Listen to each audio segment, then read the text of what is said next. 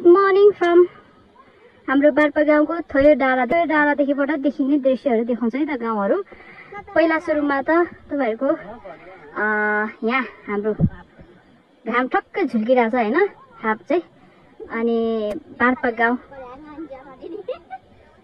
यहाँ देख्न सक्नुहुन्छ हैन तपाईहरुले। बार्पा गाउँ यता चाहिँ बस पार्क भयो, यता चाहिँ कोट मन्दिर साइड भयो, भ्यू टावर भयो। अनि त्यसपछि यता देख्न सकिन्छ यता चाहिँ स्कुल साइड भयो हैन। हामीले पहिला यता 4 नम्बर साइड भन्थ्यो, पहिला चाहिँ 4 नम्बर हुन्थ्यो हैन, वडा नम्बर 9 सम्म हुँदा चाहिँ।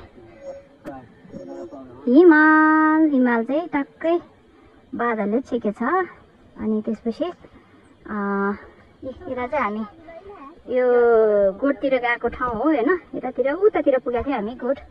अनि त्यसपछि यो चाहिँ हाम्रो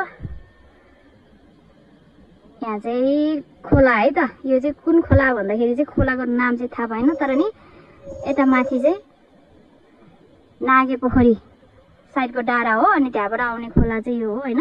अनि यहाँ चाहिँ हाम्रो यो दरौदीमा मिसिन्छ खोला चाहिँ। अनि त्यसपछि यहाँबाट साइडबाट चाहिँ तपाईहरुले देखाउँछु म है, मर्निङ भ्यू देखाइरहेको छु मैले। अनि यता चाहिँ यहाँ देखिरहनु भएको छ नि, यो चाहिँ हाम्रो घ्याचोक हो, घ्याचोक गाउँ। यो अलिक ठुल्ठुलो देखेको चाहिँ स्कुल। अनि यहाँबाट सिधा गएपछि चाहिँ घ्याचोक यता मुनि पनि घ्याचोकै हो। माथि डाँडा चाहिँ त्यो डाँडा चाहिँ सिरान डाँडा रहेको छ है, हामी एकचोटि पुगेको थियो। त्यसपछि सिरान डाँडादेखिबाट उता तल मुनि उतानिर चाहिँ घ्याचोक रहेको छ।